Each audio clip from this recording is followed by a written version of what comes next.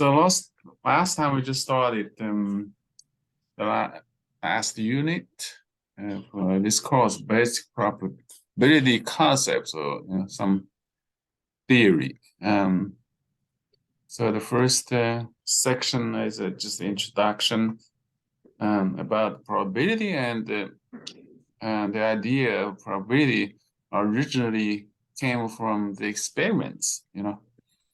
When people didn't have actually rigorous mathematical language to describe the concept.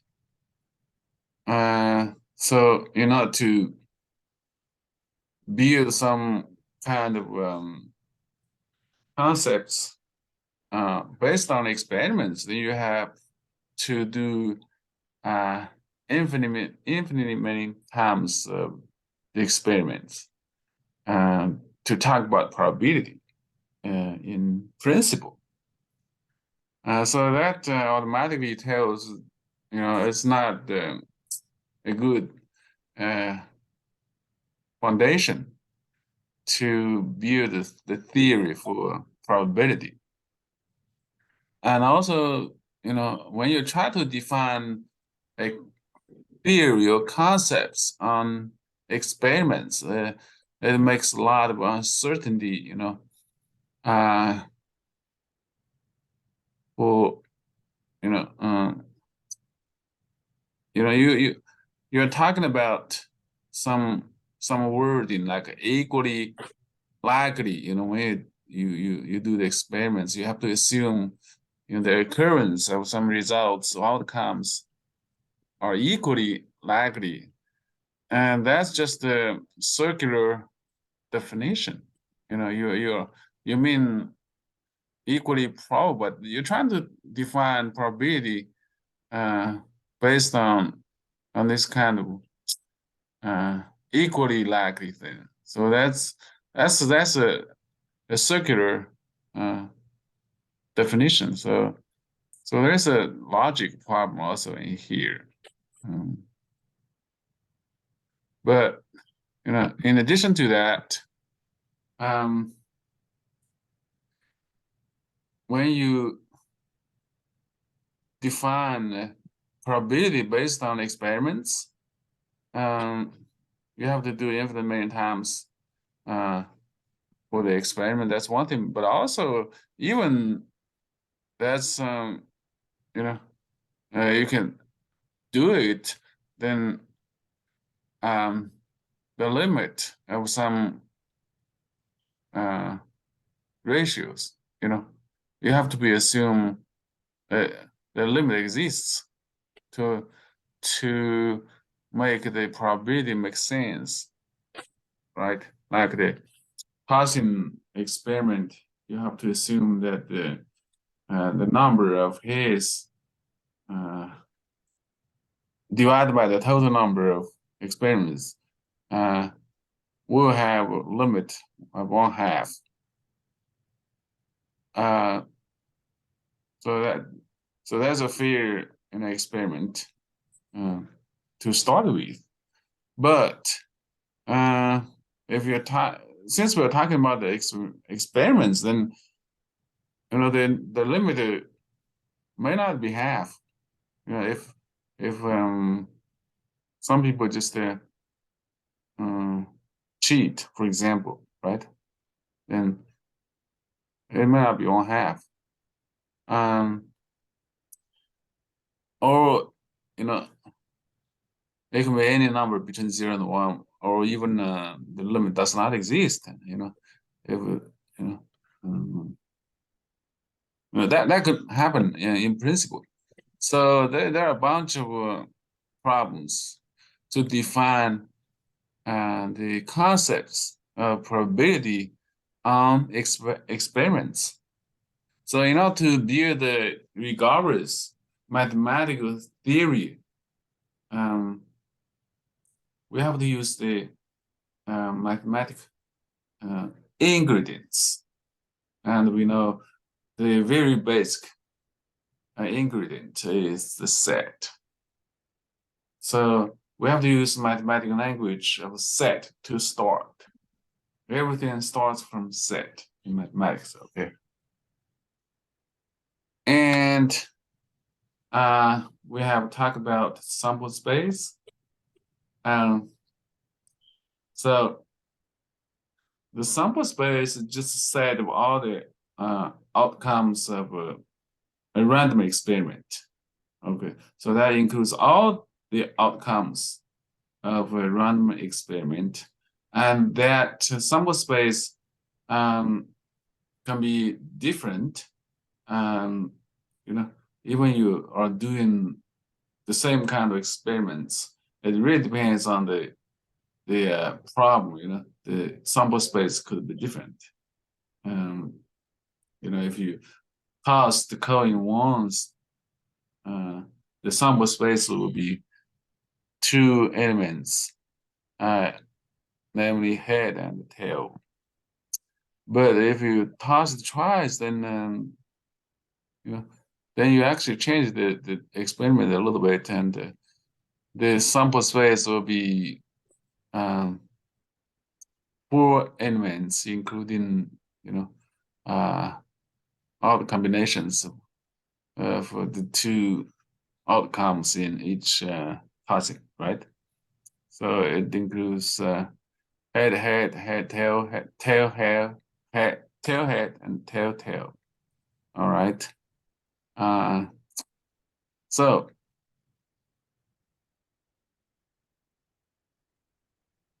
that's the concept of sample space. All right. So let's look at one more example. When you try to toss a die, you have 6 faces in a die, and they start from 1 to 6. You know. So if you toss a die, then you can have any of those numbers. So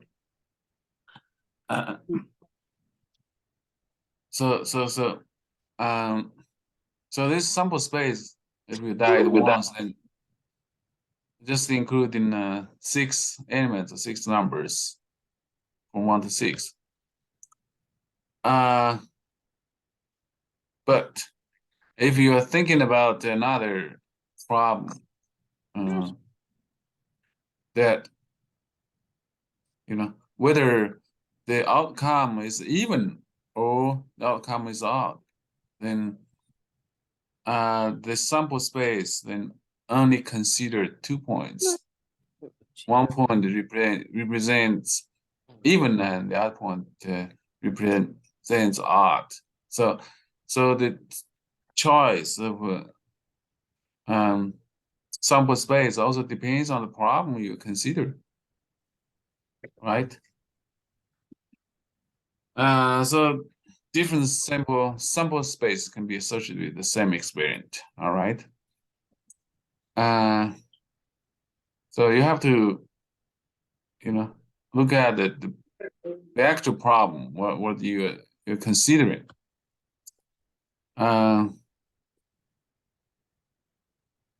Well, if you are considering to another problem to see whether the number you get is greater than equal to 3 or not, then the second choice of the sample space will not work. Okay, so there are rich variety of choices of sample space. All right.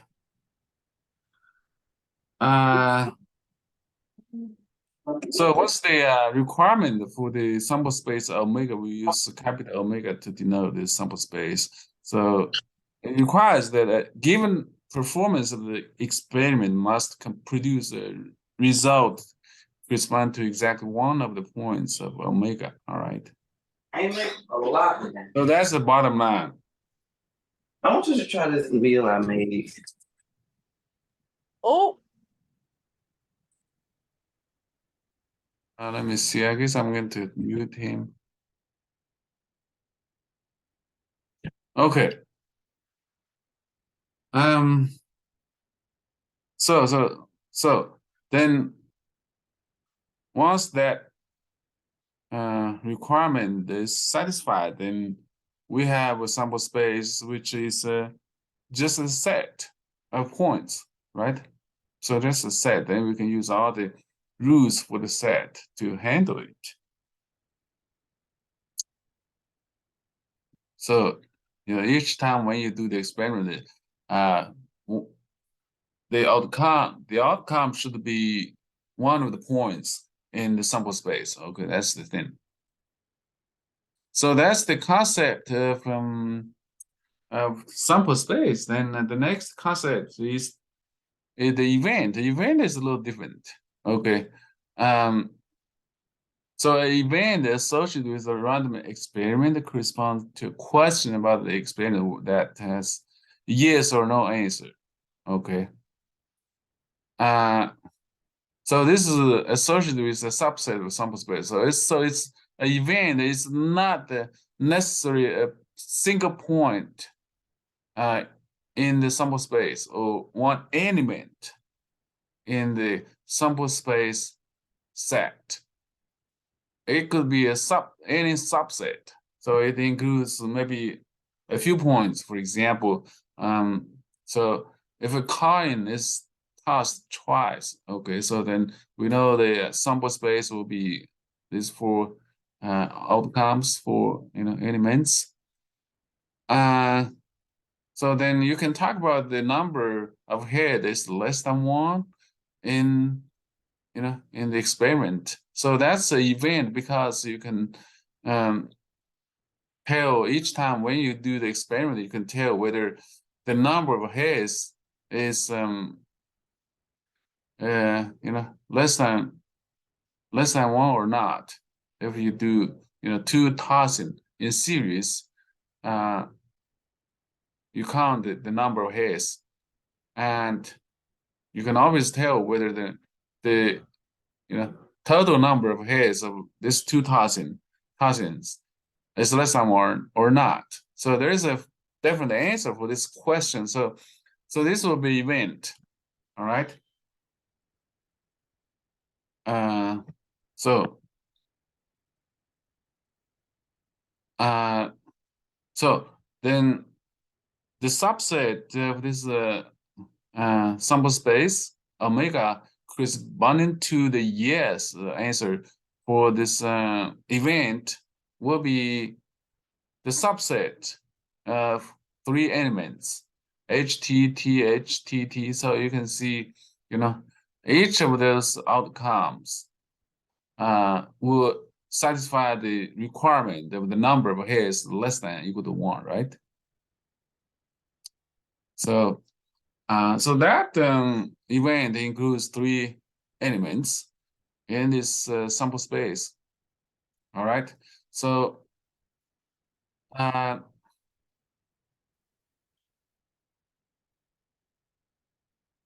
if the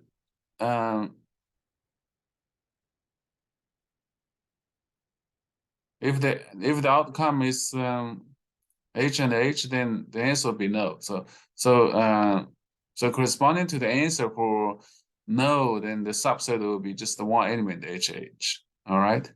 So so that's one example.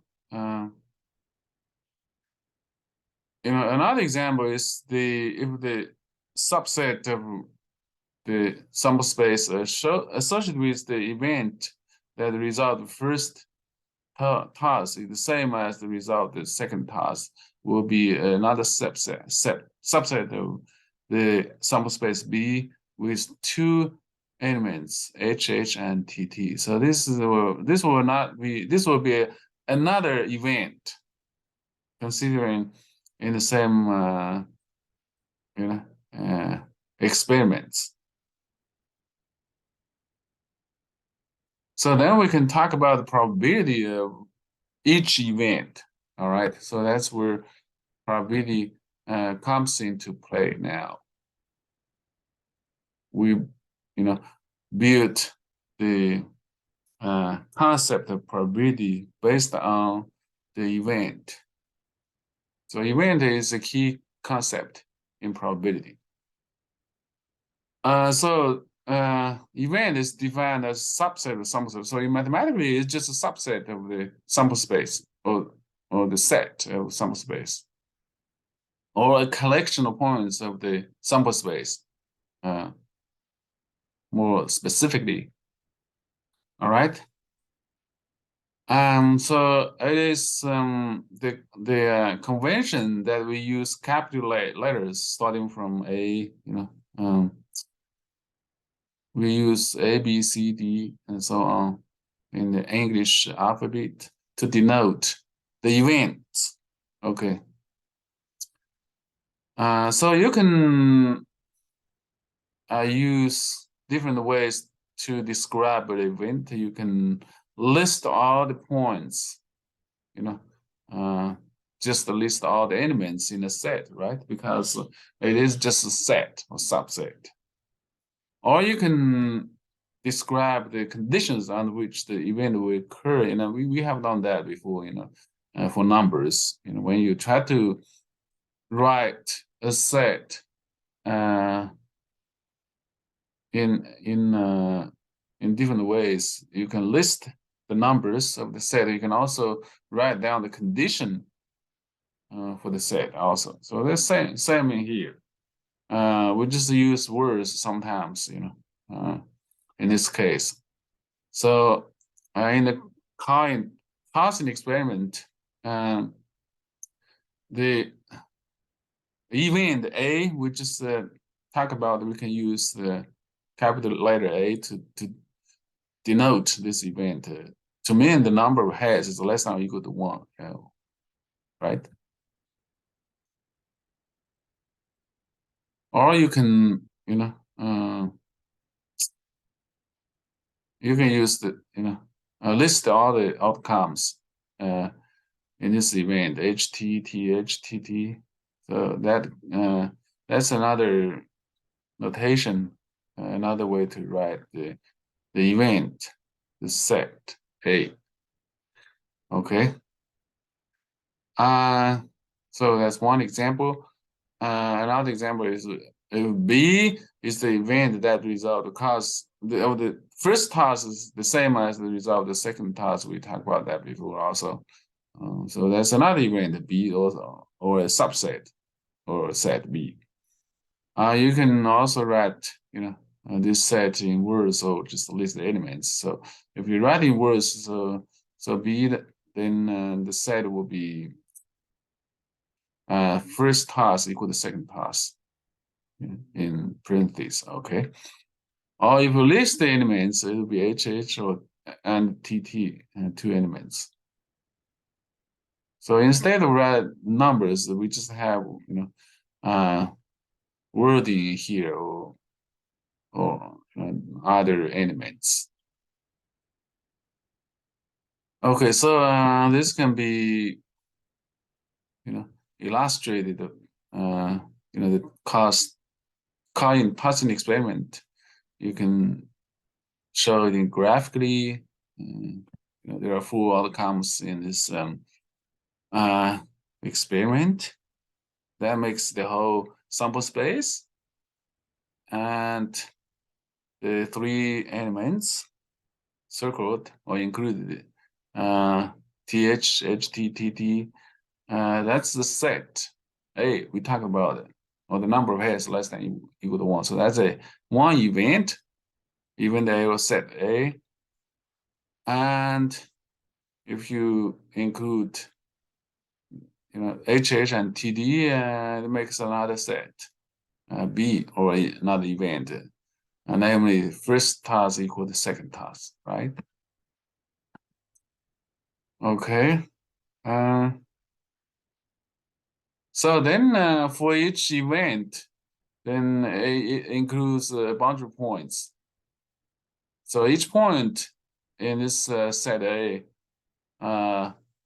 is said to be favorable to A. Okay, that's just the wording. So the event A will occur in a given performance of the experiment if and only if the outcome of the experiment corresponds to one of the points of A, as we know. And the entire sample space omega is said to be sure event or certain event because it includes all the outcomes. All right, it must occur on any given performance of the experiment. On the other hand, the event consisting of none of the points of the sample space, as we know, is the empty set. Okay, it's called the impossible event. So you will not get that result under any circumstance in the experiment.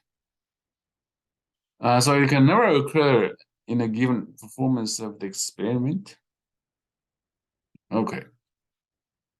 So that's the end of section 1. It's just a brief introduction of the definition of probability.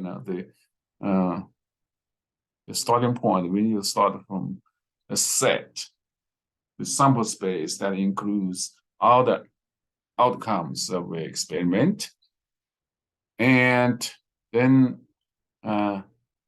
each point in this sample space just corresponds to an outcome of the experiment, and then you can talk about the subsets of this sample space as a set. All right, so then that just defines events. All right, so everything becomes very clear mathematically, at least from now on. And the next section, section 2, is the algebra of events, or called Boolean algebra. We have learned this quite a bit before, but I still want to cover this section because there are some new things you might not learn before. Okay.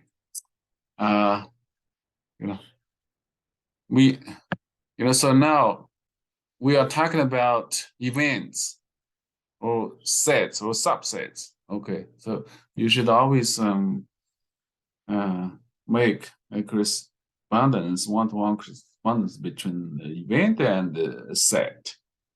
All right, then we can do anything, do any algebra between the sets. We can take the union, we can take the intersection and or negation or whatever. We can do all of those things for the sets. Okay, or the events, right? So I guess I will not talk about that too much. We just covered that I guess in this course before. Just remind you of the complement of a set A. So we're talking about the complement of A in the sample space omega. Okay, so that's the universal set. Omega is universal, and the notation with complement of A just A head C or AC. All right, just remember this notation. Okay, so let's just review a little easy example. So consider the experiment involving the toss of a single die. Okay, so we have 6 faces with the numbers 1 to 6 on each face. So let's say n is the result of the experiment. So you can take the sample space with 6 points corresponding to those numbers 1 to 6, and label the points of the sample space by the inches 1 through 6. Okay. So let's say set A or event A is just a set of the result is even. Okay. And set B or event B is set of the result is less than greater than or equal to 3. Okay. So then so set A will include 3 numbers, 2, 4, and 6, and set B will include 4 numbers, 3, 4, 5, 6, right? So you can take the union and the intersection of them. So the union essentially, means outcome is, or the result is even or is greater than equal to 3. So that'll be 2, 3, 4, 5, 6, right?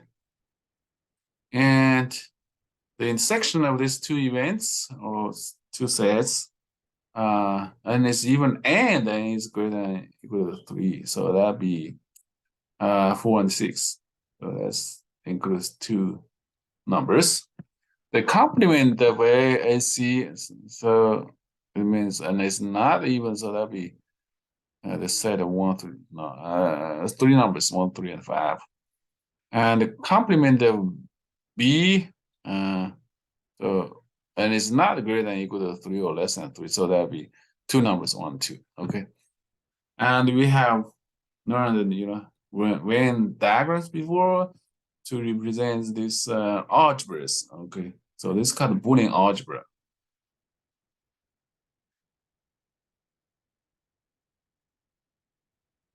To distinguish between the numbers. So the union of A and B, the intersection of A and B, and the complement of set A in Q, right? So we all know this. And then, we have talked the union of events or sets of N unions or N sets. You can do the same thing as because they're sets. All right. So so that's the set consisting of those points which belong to at least one of the events. Okay, so we talked about sets before, but they're the same in here as events. You can also define the union of infinite sequence of events as before. We all know that. So that's the union, and we can also do the similar thing for intersection, so the intersection of n events A1 to AN as the set points belong to all of the events A1 to AN, okay? And so you can do the same thing for infinite sequence of events as the points belong to all of the events in the sequence, okay? So everything is the same as before, just keep in mind that we're talking about the events instead of sets, but mathematically they're the same. So just look at the example we just did. We know this set A or event A, and it even includes three numbers 2, 4, 6, and the event B or set B. It includes numbers greater than equal to 3. So that's four numbers 3, 4, 5, and 6. And let's define another event C or set C where n equal to 1 or 5. So that includes two numbers 1 and 5. So then you can do unions and the sections of all of those sets or subsets. So if you take the union of A, B, and C all together, then you get a 2, 3, 4, 5, 6, and 1. So then that includes everything 1 to 6. So that's the sample space universal set omega. And the intersection of the three events or sets. So obviously, if you look at A and C, automatically you get empty. There's no intersection between A and C. So that'll be the empty set. And if you take the union of A and the BC and C, and BC is the complement of B. So the complement of B with just the 1 and 2. If you take 3, 4, 5, 6 out from the sample space, so you take those union of those three sets, you get 1, 2, 4, 5, 6, right? And you can do another thing, you can take the union of A and C and then take the intersection of A and B and take the complement of that, and then take the intersection of that with the union of A and C. Okay, so the union of A and C is just 1, 2, 4, 5, 6, right? 1, 2, 4, 5, 6. The intersection of A and B is just 4 and 6. So you take the complement of this, you get 1, 2, 3, 5. 1, 2, 3, 5. Now, if you take the intersection of that with the set of 1, 2, 4, 5, 6, then you get 1, 2, 5. So 3 numbers, right? Okay, I guess okay, we can do one more page. This thing we already talked before, two events in we talked about the sets before. Two events in sample space are said to be mutually exclusive or disjoint if A and B have no points in common. Okay, so that's the same thing as sets. So it means that it's impossible that both A and B could do the same performance of the experiment. Or in simple, it means A intersect B is the empty set. So you can talk about the same concept for n events, A1 to AN. You say mutually exclusive if no two of the events have a point in common. Okay, so that means no more than one of the events can occur during the same performance of the experiment. All right. So in simple, I just write A sub I intersect with A sub j equal to the empty set when I is not equal to j, right? And you can do the same thing for infinite many events. Okay, so so everything here is just the same as set, but we just use events instead of sets. I guess I'm going to stop here and continue next week. I don't think it's really hard to understand. Do you have any questions about this at this point? No, I don't have any questions. Yeah, I really don't think it's hard at all. Okay, so